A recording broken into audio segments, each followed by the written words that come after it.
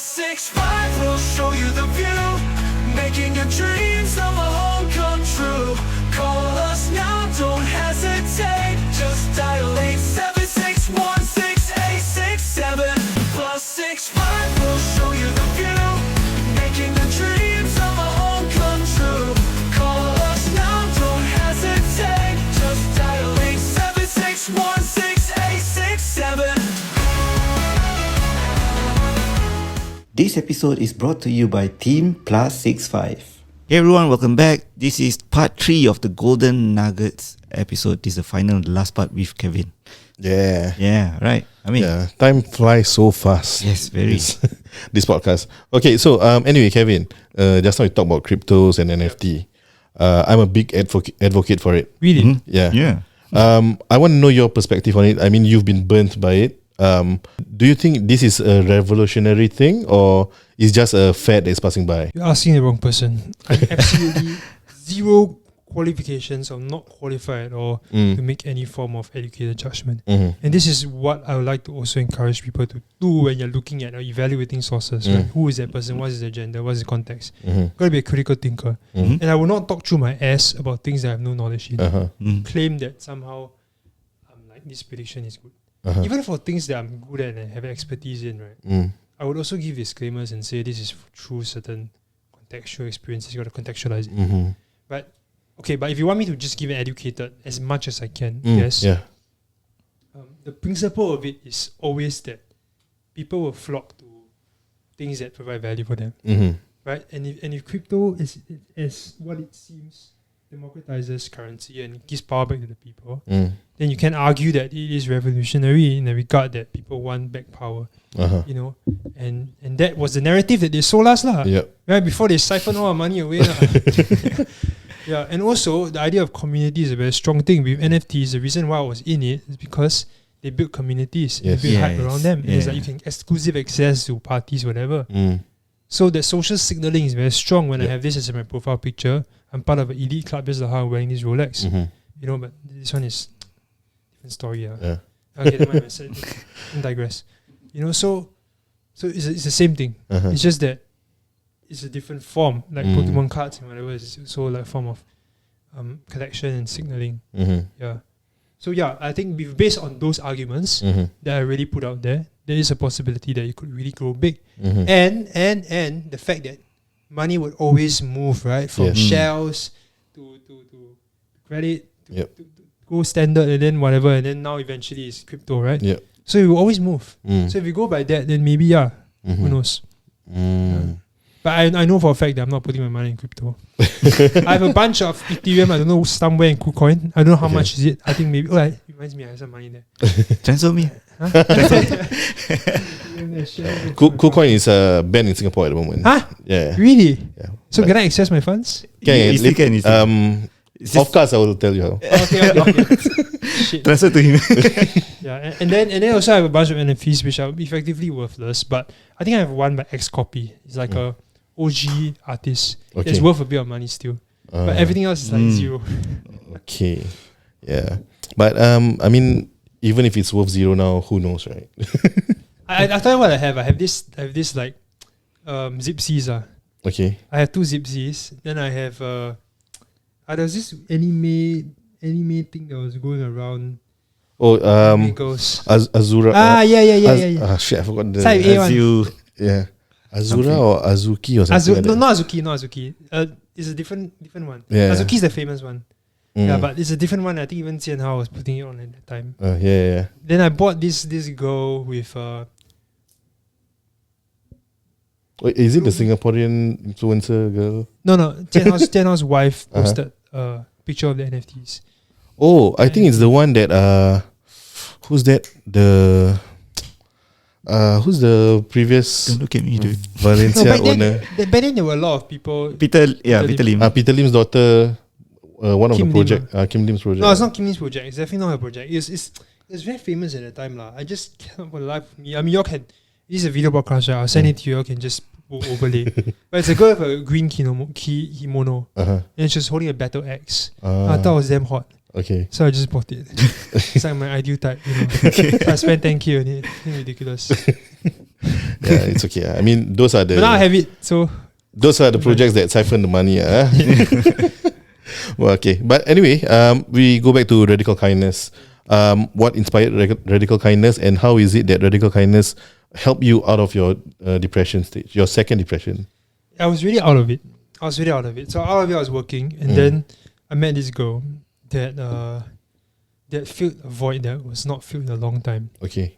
Yeah, so she had similar interests, and we hanged out, we talked for hours at night, and then I eventually met her. So I've never felt this way about anybody before. Right? I never dated for 10 years. First of all, we didn't talk about dating and entrepreneurship, but I didn't have time, and I denied certain opportunities also. So I was never really pursued anybody or any serious interest in anybody until I met her. In hindsight, was it really a good match? Probably not. But at that point in time, there were certain qualities I was really attracted to, and I thought I could pursue her. So I tried, and she said that she was not emotionally available, which in hindsight is a universal red flag. Yep. Okay, but I was a bit naive at the time, and I was like, no, I always defeated the odds, so let me try. So I persuaded her to try, and then I went overseas with her. There was a lot of intimacy, but an equal amount of pullback. Okay. Yeah, so I'll never go back to that country again, by the way. Yeah, so I'm a very sentimental person, so I just cannot. So it was tough because I think I will be a bit more vivid here just to help you run through my emotions, right? So we were at a mountain. And I sat, it was cold, right? And I sat down. I was walking ahead of her, I sat down. And I was looking at the distance in the mist.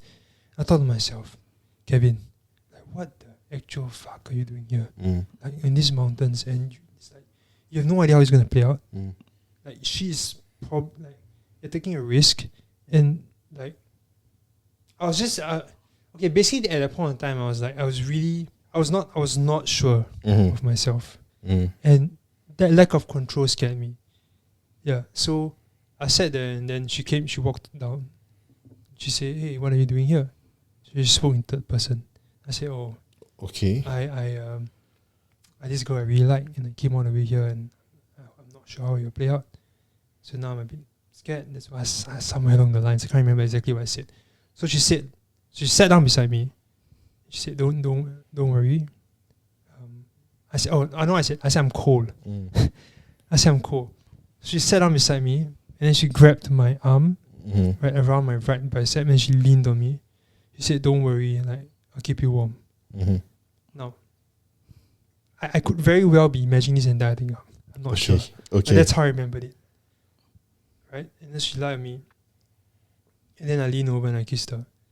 Right? And that was like the peak in terms of romance. That was probably the peak romantic moment I've ever experienced in my entire life. And it's owing partially due to the environment, due to the contrast as well. The idea that I was so low and then she gave me hope. Yeah. So that relativity is what lent that moment weight. So then I told her, that's the best kiss that we shared. And then she said, yeah, I agree.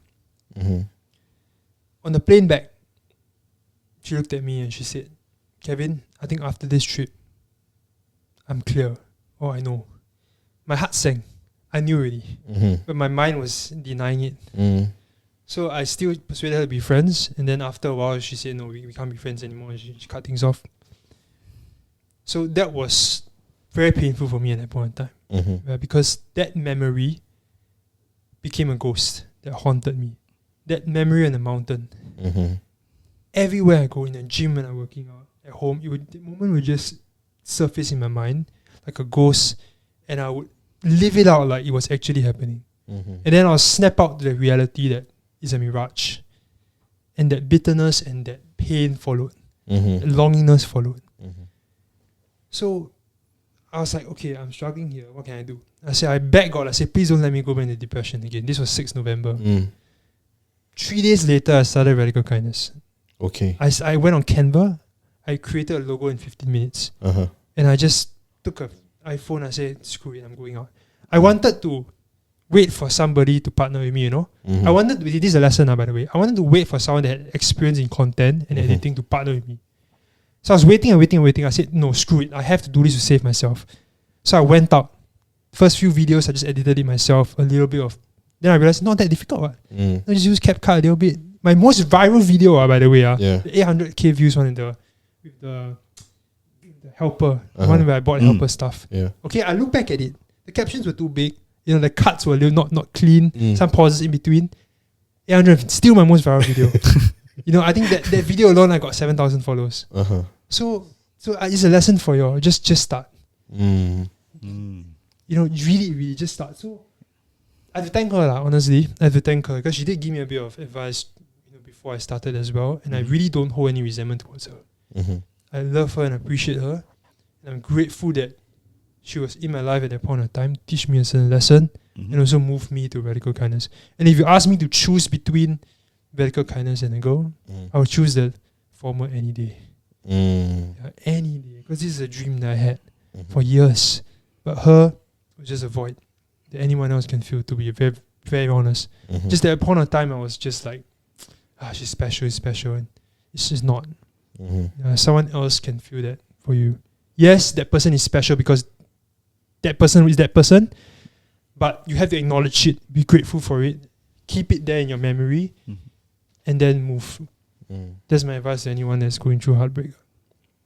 The attachment that you have with her, could it be because she's the one who led you to the full circle? Like when you, just so you mentioned, when you were younger, you hoped to be somebody well known, somebody who people always cheer for.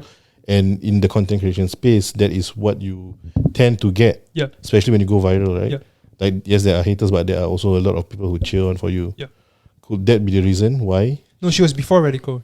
Yeah. Oh, you mean why I'm grateful for her, is it? Yeah, because she's the one who led me to this. No, it's not because of that. Even if I had not started that, right, I think that you cannot base your gratitude off an outcome. I think the gratitude is based off the fact that they have taught you certain lessons, and it will lead you to it will evolve you. It will. The nature of life is just like that, right? It's just like that. It's from a spiritual point of view. Obviously, you can argue that some people take their lives when it's too intense, and there's a separate discussion. But I believe that if you stay with it, you will evolve. And people are put into your life. I think people in your life are just God wearing different costumes, teaching you certain lessons. Some people come in for a season, some people for a reason, some people for a lifetime. And you just have to recognize it for what it is and move on. Radical kindness. What's the purpose for it and what's the end goal? The purpose is the same like what I said earlier in part 2. It's just an extension of me, just to love and be loved in return. Just to inspire people to be kind and to put across a case that this is a good way to live life. That attachments cause you suffering, and if you're too attached to money, you would suffer the thing that you work so hard to build, to accumulate, right? Imagine suffering to accumulate it and suffering to hold it. What a sad existence. So I decided that, I'm going to surrender my attachment to money. And this is my way of doing it. It's my way of tackling my midlife crisis.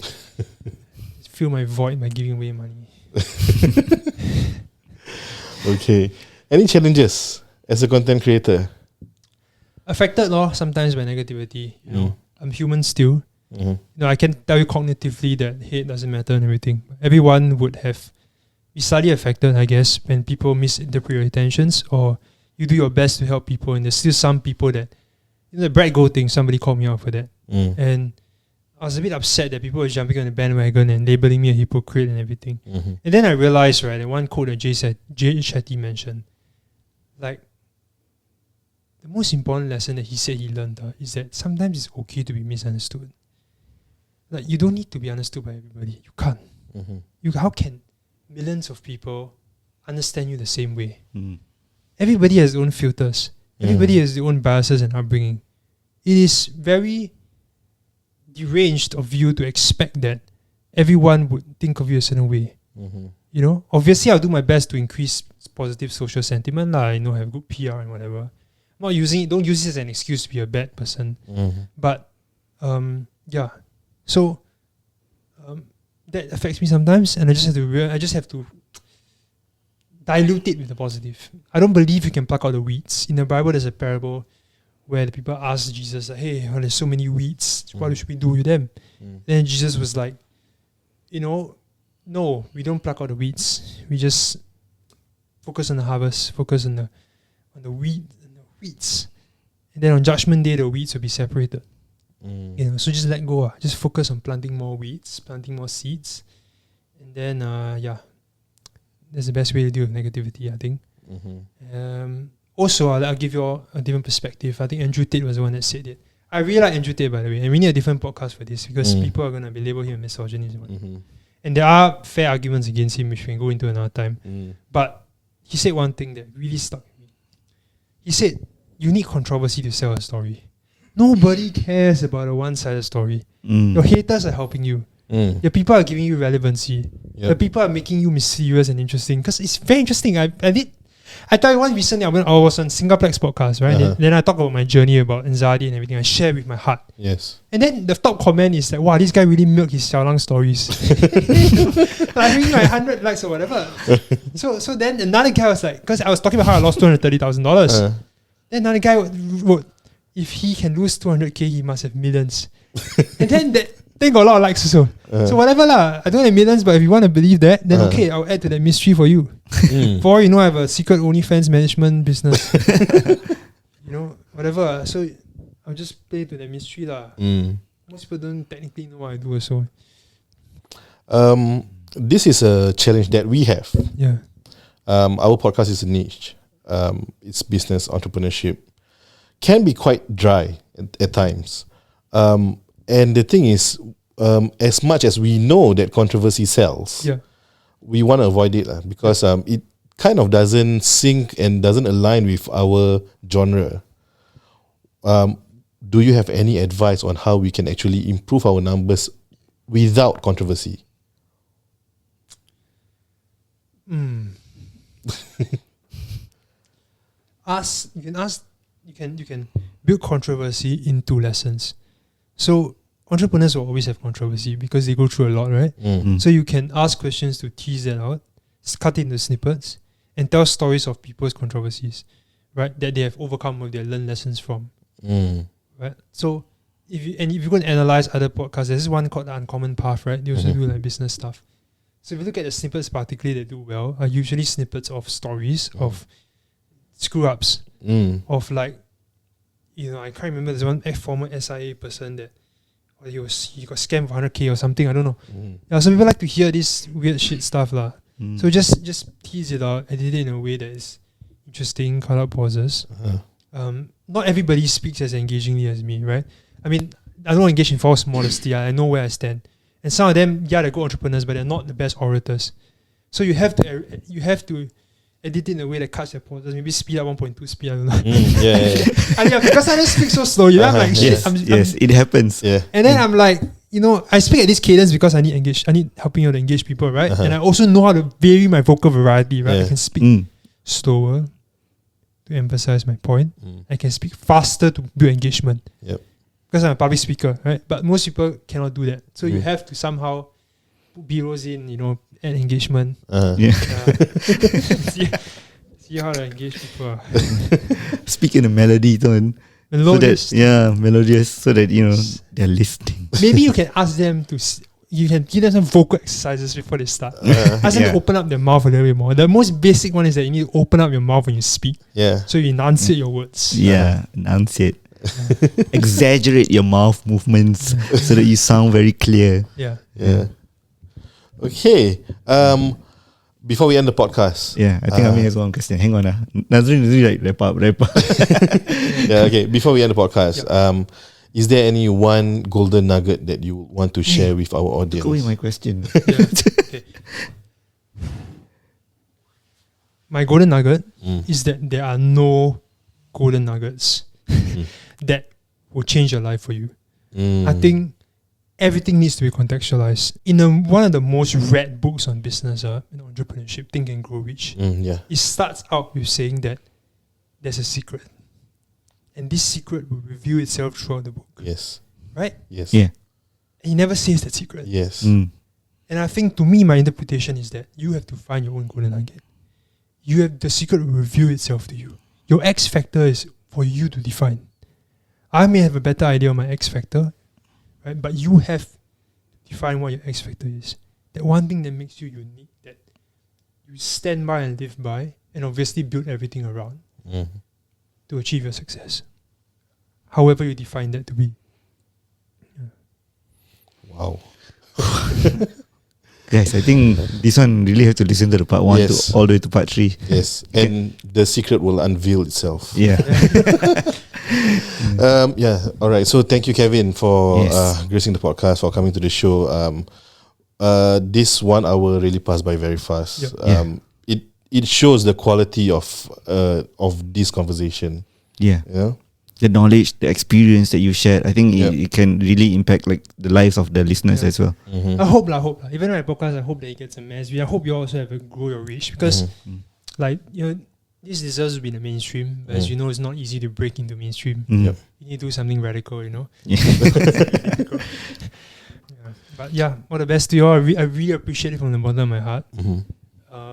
These are things that I will keep, and the beauty of content is that it is sacred, right? It's a moment that's captured in code. It lives on forever. So I appreciate that.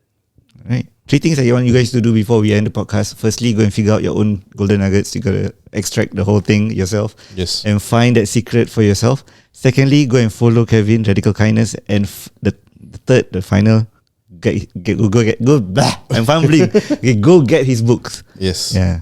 My Instagram is Kevin Wee, KW. I just type Kevin Wee, it should come out. So I post opportunities and use my reflections there. But that's your personal one, right? Yeah. Yeah. And in his profile, you can also click the link to Yeah. actually purchase the book. Yeah. And remember to type golden 10 Yeah. to get a 10% off. 10% off. Capital G. Gangsta. See you guys in the next one. Bye bye.